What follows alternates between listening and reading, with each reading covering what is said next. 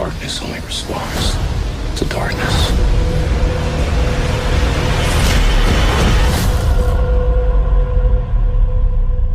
I'm Daredevil.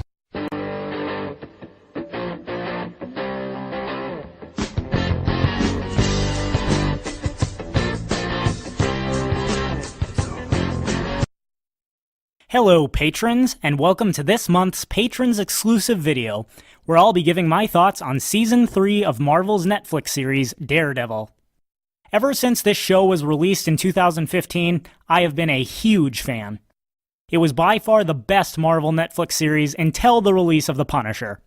But Matt Murdock only takes a backseat to Frank Castle because, let's face it, Castle is just so darn BA.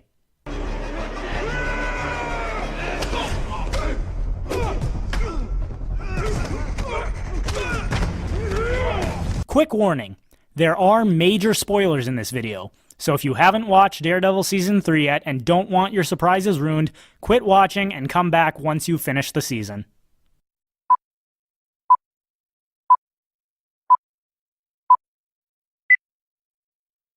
Alright, assuming you're still watching, you've acknowledged that you're willing to hear the spoilers. Let's get into it. I've first gotta say that Daredevil has some of the best choreographed fight sequences I have ever seen. Unlike the DC Comics television series like Arrow and Legends of Tomorrow, Marvel has truly put some work into making its hand-to-hand combat scenes look compelling. The same can be said of the series Iron Fist, even though the plot of that series pales in comparison to Daredevil. As far as character development, there are a lot of revelations this season, at least for those who aren't already familiar with the comic books. We learn the identity of Matt Murdock's mother, who is in fact a nun at the orphanage where he grew up. And we learn the fact that Matt's lover, Karen Page, has been hiding about herself since Season 1.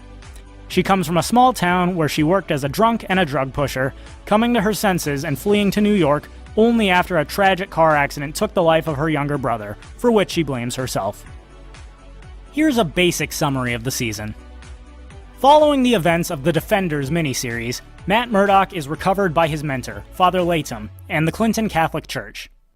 Beaten and bruised, Matt slowly recovers, but decides that given most people have probably assumed he's dead, he will not return to society or to his friends Foggy Nelson and Karen Page. He shall now dedicate his entire life to being Daredevil. However, there's more afflicting Hell's Kitchen than pickpockets and angry drunks these days. Wilson Fisk, the infamous Kingpin from Season 1, is undergoing a massive criminal conspiracy to bust out of prison and regain control of the criminal underworld. At every twist and turn this series, it seems that Fisk is 10 steps ahead of the game. Every time Daredevil thinks that Fisk is done for, it turns out that Fisk has paid off the FBI, threatened family members, and positioned himself such that he has control over anyone who might be able to expose him and put him back in prison. Taking a lesson from Frank Castle's playbook, Matt decides that his method of only beating criminals to a pulp isn't working. He'll have to kill Fisk in order to bring the Kingpin's reign of terror to an end. However, there's an unexpected twist. Special Agent Nadeem, an FBI agent who Fisk has turned by threatening his wife and child, makes the ultimate sacrifice. Recording a video that details all Fisk's misdeeds, Nadeem deliberately disobeys Fisk, prompting Special Agent Poindexter, another corrupted agent who is loyal to Fisk, to kill Nadeem.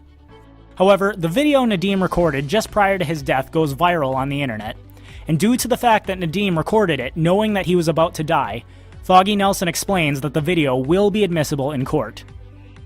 Everything leads up to a final showdown between Daredevil, Fisk, and Agent Poindexter, who turns on Fisk after Matt revealed to him that Fisk orchestrated the death of his childhood crush, Julie. Matt nearly kills Fisk, but holds back, hanging on to his commitment never to kill, and deciding that it is more worthwhile to see Fisk live with the knowledge that his plans to rule New York City have failed. Near the end of the season, we see Special Agent Poindexter on an operating table as doctors attempt to repair his fractured spine. His eyes open, revealing the image of a target, confirming numerous hints from throughout the season that Poindexter shall return in later seasons as Daredevil's arch-nemesis, Bullseye. Entertainment value aside, what lessons might we learn from Daredevil Season 3?